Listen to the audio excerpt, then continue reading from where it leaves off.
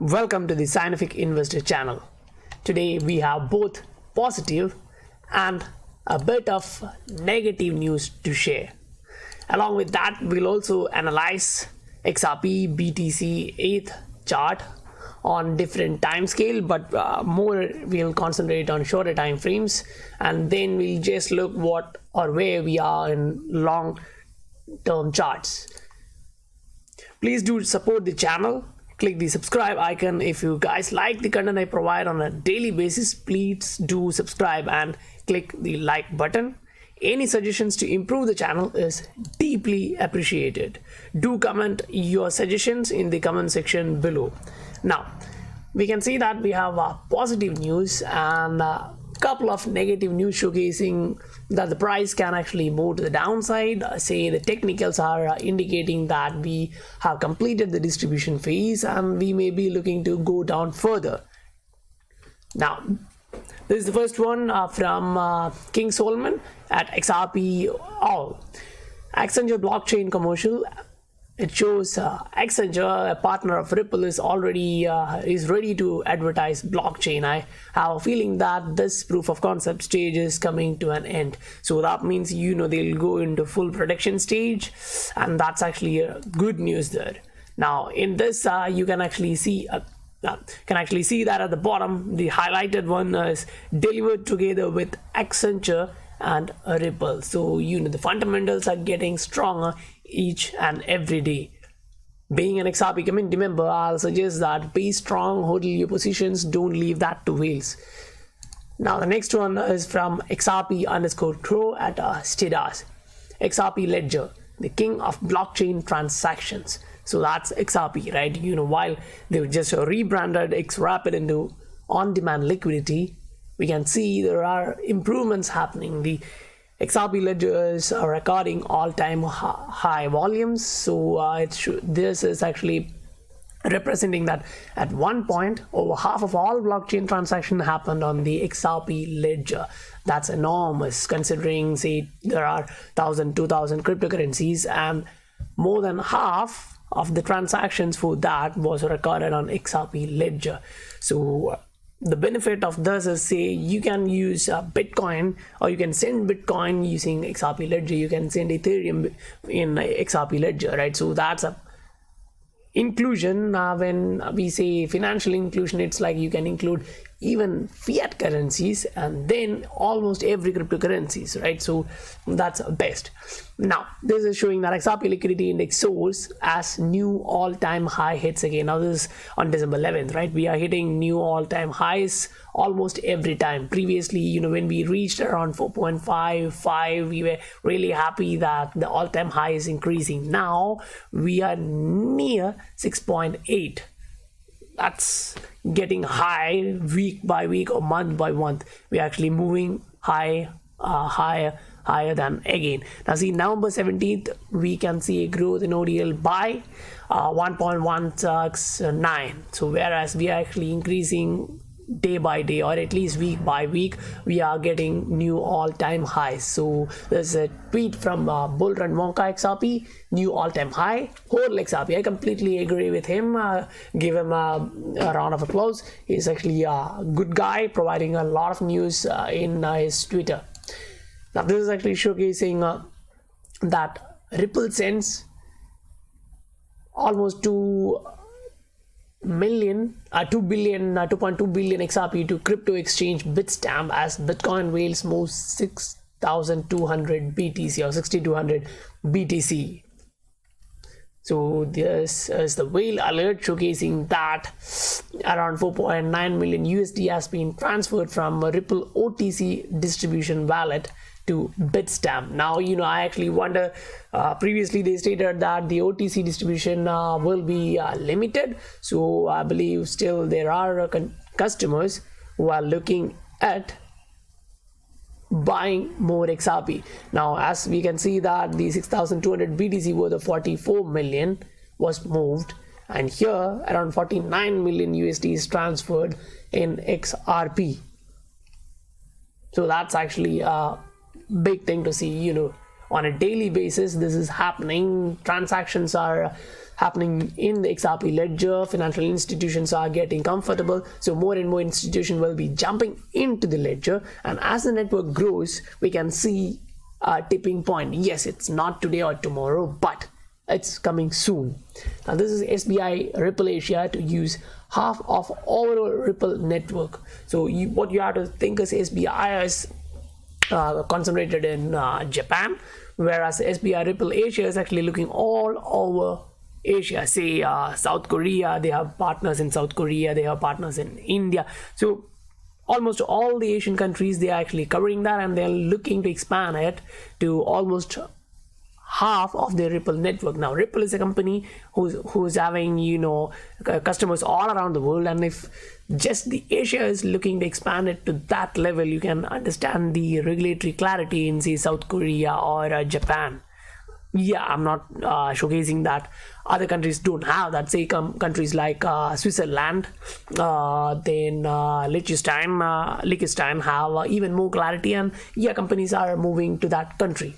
I completely agree that. Now this is a bit of negative perspective shown by this analyst, who showcases that the price can actually move to the downside. This is actually based on his analysis. He suggests that the price can actually move even to the downside. We actually, like, personally, I think that we are at the bottom. We almost made a bottom, but the problem here is we are now within this rising wedge. But if we are to continue, say, within this pattern, that will be expecting a break out to the upside. So if we happen to break out to the upside, then the upside target will be around 0.255. That is the larger pattern, which is on which we are actually moving in from, say, June. So this area is acting as a support, and this area is acting as a resistance from June, right? So we still have to breach this existing trend and then move up to the larger trend and then break out. But we do have a bit of negative aspect here, as you know, our MACD is at negative area now. Yes, it's actually trying to round up to the upside, but at present it can, as we can see here, the MACD come close towards crossing to the upside and just bounces to the downside, and when that bounce happens, the price actually moves to the support level. So that can actually happen, but at present we are near to the support level. So even if I personally believe that even if it is pushed a bit low, it can get support around 0.21 to 18. But if it turns out that it's coming out of this pattern, then we can expect even lower price points, say around 0.2 or just below that, because you know the previous low made was around 0.2069. Now this is a chart I'm using from Coin Paprika. Now say if you're using a different exchange, you'll have different values. Say in eToro, an exchange which I personally use, you can see that the price actually went below 0.2, around 0.195, that area. So now there is actually a 4-hour chart, and we'll just discuss about this analysis. Say this analyst actually showcases that we have completed completing the distribution phase, and we may now go downside. Now if we have to understand what he's trying to illustrate, then we should be looking at the longer time frame chart. Say this is a longer time frame chart, daily chart in log scale. Instead I'll just explain that in the weekly chart. Say this is the weekly chart of XRP in log scale, and as you can see, he's actually trying to showcase that this was the accumulation phase, reaccumulation phase, and the pump up high, then the distribution and going down. So comparing that, what you can see is, say he's stating this is the accumulation, this is the reaccumulation, and now it's distribution. Now the price can come down, make a redistribution, and then move downside and make accumulation. But what I personally feel is, say I'll just, in order to showcase what I think, I'll just use the chart of Bitcoin. Say this is BTC, right? See, this is the accumulation area, the price went up, then it corrected back, so that's, say, the distribution was here, then the redistribution, the price went down, now accumulation, then the price is going up. At this particular area, what you can see is the price didn't actually go down till this area, it managed to jump above that. Now looking at this, say we moved The previous high was around 1150, but the next all-time high was around 20,000, but we corrected back only till 3,200. We didn't actually come back to test this particular level, right? So if we are looking at this, what we can see is, say, this is the distribution phase or a reaccumulation phase, and then the redistribution, and I think this is the accumulation phase for BTC. Now this one can be reaccumulation phase, and then we'll actually see a move up high. So if that is the case, I personally believe that if BTC is actually going to move to the upside, then it will actually pick the altcoins along with it. Yes, if you are trading BTC to altcoins, say XRP to BTC, Ether to BTC, then you'll be crushed. Yeah, I agree with that perspective. But if BTC is to go to the upside and you are trading your favorite cryptocurrency to USD, say XRP to the USD, then you can see a positive price fluctuation. For BTC, we are still at this particular pattern. We haven't reached that. So if you look at the 4-hour chart, you'll understand what I'm trying to illustrate. Say we have a pattern here, we haven't completed that yet, but what you have to understand is, at present, what I feel personally is that this can actually jump or break down to the downside, and if that happens, we can retest the area 6,000, 6,500 again. So if you guys are trading in a shorter time frame, you should put your stop losses in place, and that should be say if you are a short-term trader, it should be nearby the support area or just below that. Or if you're willing to wait for some time, say not that long term, 2 to 5 years, say you're ready to check it for 6 to 8 months, then yeah, you can put your stop losses below the previous low. Now we'll actually go back to XRP USD chart to discuss about what we just talked. See, this is the 4-hour chart, and in this, as we can see, currently we are making this pattern, and yeah, there are chances that the price can go to the downside. But what I would like to state is, say we came down here and then we went into the moving average range, then we bounced to the upside, right? There was a pump. So in the same aspect, now we can see that the price is actually consolidating below the moving average, going into the moving average range. And at present, yeah, this is 4-hour chart, but the 20-day moving average managed to go above the 50 and 100, and right now we actually are going to get almost the 50-day moving average going to cross the 100-day moving average. Yeah, it's not happened yet, or it's not completed or confirmed yet, but there are a possibility that it's gonna happen. Now we'll look at the same in a daily chart and consider, say, the MACD, right? The MACD is still in a positive note, but it's at a negative area, so we are not getting that much volume. So in order to get the price to the upside, we need a push in the volume, because this existing support level is now acting as a resistance. As you can see, previously it was a support here, so now that zone is acting as a resistance. So if we even have to retest that area, we need a bounce up here, move into the moving average range, and then retest this. So that area is around 0.33.